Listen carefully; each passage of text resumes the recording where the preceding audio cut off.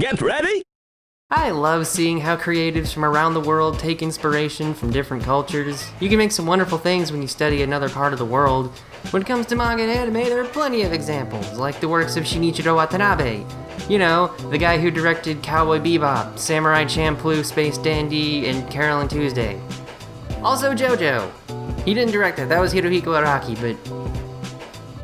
JoJo, man. Sometimes these can even function as bridges between cultures, resulting in a project that could only exist thanks to different perspectives. I don't know what I just said, I thought it might sound cool, and I didn't know a better way to introduce Afro Samurai.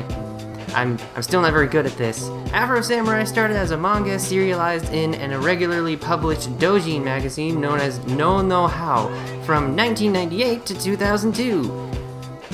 It was pretty much just a couple friends making avant-garde manga for a total of 6 issues spread over 4 years. The most popular series being Takashi Okazaki's Afro Samurai.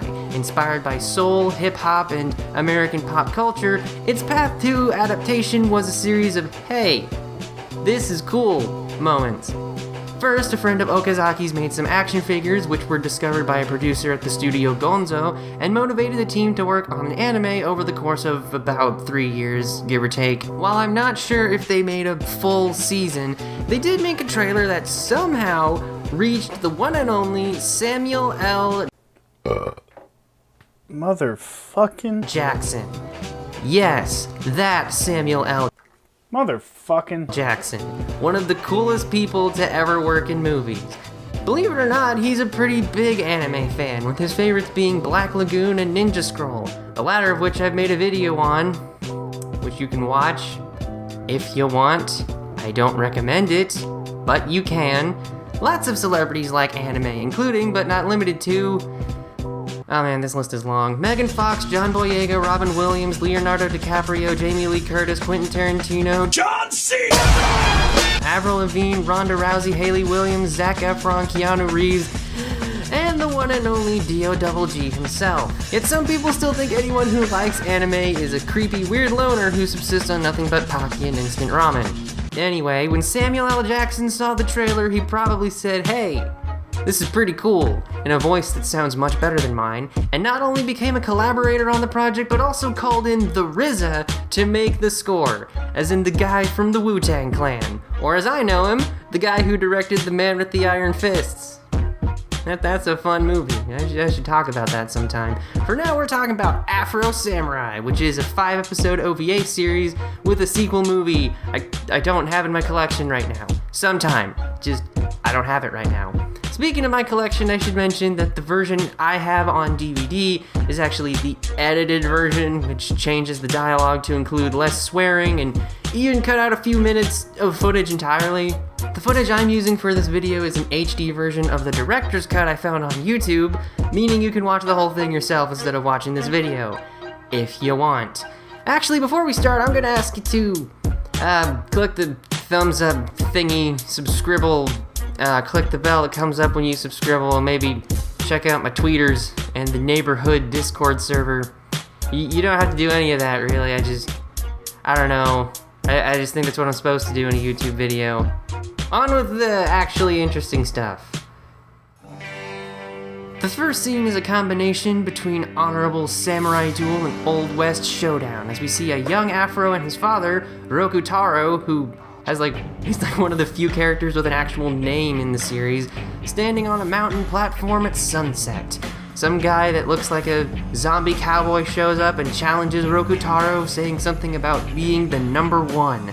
A fight then commences and... Okay, wow, this animation's really good. I'm just gonna watch it. Okay. Also, this music. Props, RZA, I don't know. Despite Roku Taro's best efforts, he's defeated when the zombie gunslinger guy, who isn't actually a zombie, cuts his head off with a gun. Don't ask me how. Justice picks the head up.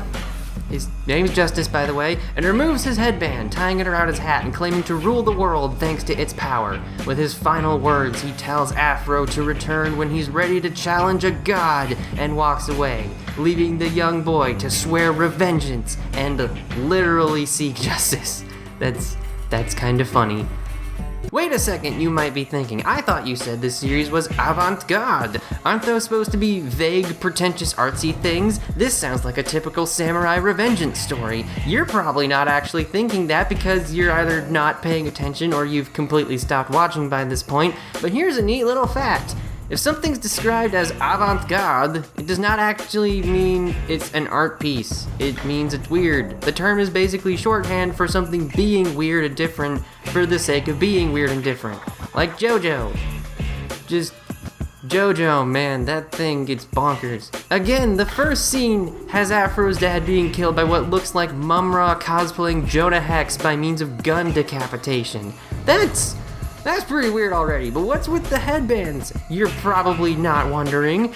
Well, in the world of Afro Samurai, there exist 2 headbands. Riveting stuff, I know. They're known as the number 1 and the number 2 headbands respectively. And whoever defeats the number 1 and takes the headband is said to be the strongest person in the world. The only way you can even challenge the number 1 is if you have the number 2 headband, but anyone can challenge the person wearing that. So you kind of just work your way up until only one person in the world can fight you. So what's the deal with the number 1 headband? I try asking in the inflection of Jerry Seinfeld. If you have to kill the strongest person in the world, it must be worth such a giant risk. And Justice even says he's able to rule the world with its power. Does it give the bearer some kind of supernatural ability, immortality, arcane knowledge unknown to the rest of humankind, the ability to warp reality to you? Nope. I don't even think it does anything. There are rumors that it can bestow godhood and ultimate power, but as far as I know, it's just a really long and overhyped piece of headwear. Maybe it gives the owner free rent on the nearby mountaintop apartment. I don't know. For whatever the reason this keeps, continuing, Afro dedicates his life to becoming an awesome swordsman, learning to master the sword by means of a sword master named Swordmaster and his teachings of sword mastery, and we see him surrounded by a group of thugs, give or take about 20 years later, killing them with little effort as he begins his journey up the mountain.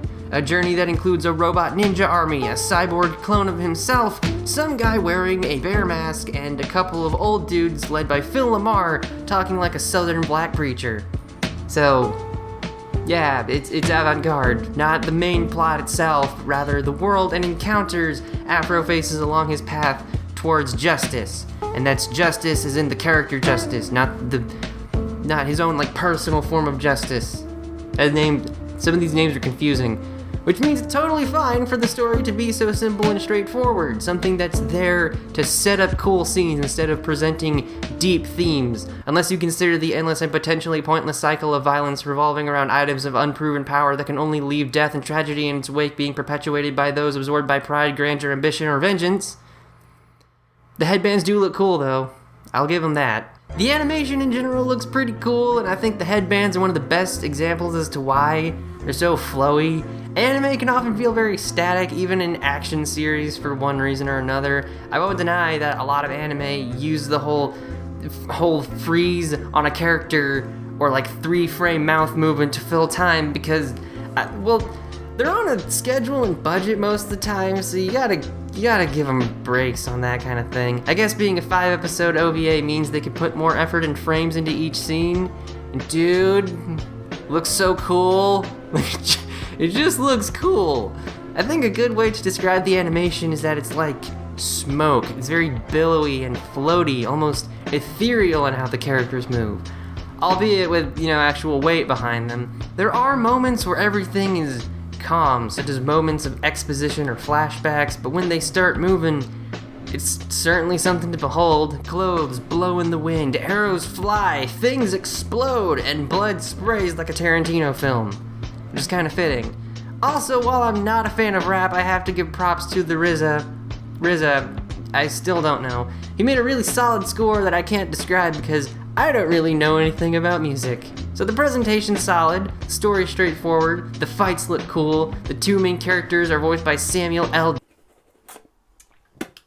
Motherfucking Jackson. That's about it. If you're looking for something with deep characters, complex world building, a plethora of crazy powers, or themes you can overanalyze while acting all high and mighty like a typical Ava fan, don't even bother with this anime. Not even the same way as something like Kill la Kill, which looks like a bunch of weird pointless action and fan service, but still has some interesting messages behind it. Possibly. I don't actually know. This show is all about pure style, feeling almost picaresque at times if it wasn't for the base story of how Afro getting revengeance. I said in my previous video on Gungrave, which you can watch if you want. Again, I don't recommend it, but you're watching this video, so do what you want. I'm a fan of works that aim for style over substance. However, I'm also a fan of works with a bit more thought behind them, like Mushishi, one of my favorite anime just ever.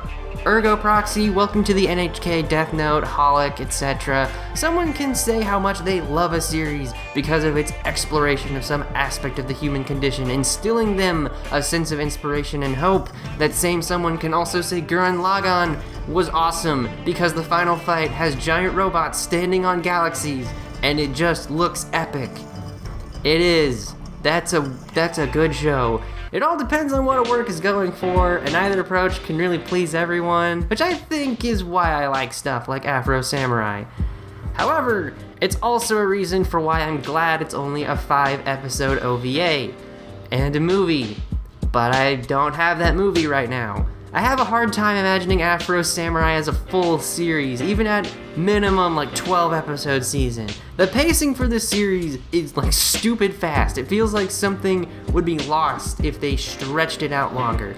Each episode is basically Afro taking on another weird thing until he reaches his end goal without much in the way of, say, world building. We know the headbands are supposedly super powerful, and the final battle does show that there were a bunch of numbered headbands, but they're just kinda there. There's also not very much in the way of character development, with Afro's main traits being that he's stoic, wants revenge, and likes lemonade so much he has a special straw that looks like a hookah. I'm not the only one who sees that, right? It totally looks like a repurposed hookah tube thing. But I mean, he's still pretty cool. Plus, he's still voiced by Samuel L. Motherfucking Jackson, even if he doesn't say a whole lot. Most of the talking and personality comes from Ninja, who's got quite a few fun lines, and swearing. He swears a lot. He might not also be real, he might just be a figment of Afro's imagination. We don't know. None of that really matters though, because no one ever watches Afro Samurai for deep symbolism and commentary on the nature of revenge. You watch it because there are cool sword fights and weird stuff happening all the time. You watch it to see a samurai voiced by Samuel L. Jackson fight a robot clone of himself. You watch it because a lot of people get sliced to bits with Afro's sword and it looks really cool. You watch to hear RZA's awesome soundtrack set to bloody violent murder. Afro Samurai is a series you'll either love for its dedication to having a unique style or hate it for its lack of deeper substance, like a litmus test for seeing how pretentious you are. Although I think everyone can agree Afro's Afro is a work of art all by itself. Just look at it, flowing in the animated wind. Beautiful. And that final showdown between Afro and Justice, that's actually a really cool scene out of just like aesthetics or being flat out weird. Like honestly, it's a great shot and a great fight, and I recommend the series just to get to that point. So go check out Afro Samurai, but make sure it's the director's cut. Also make sure you know what you're getting into. It's bloody, violent, weird, full of swearing, and unlike probably anything else. If that's not your thing, or you're like under 17, just ignore it. You should also probably ignore the games, since one's kind of aged poorly and another was so bad they took it off stores. I guess style can only get you so far after all. Now if you'll excuse me, I really need to cover something that's not super violent, because the past 3 videos have been me talking about Ninja Scroll, Gungrave, and now Afro Samurai. I need to cover something like cute and silly and just something kind of adorable. I don't know. What do you think, Grizz? The truth of the matter is, I have the best birds. Pigeons and shithead turkeys. So I win.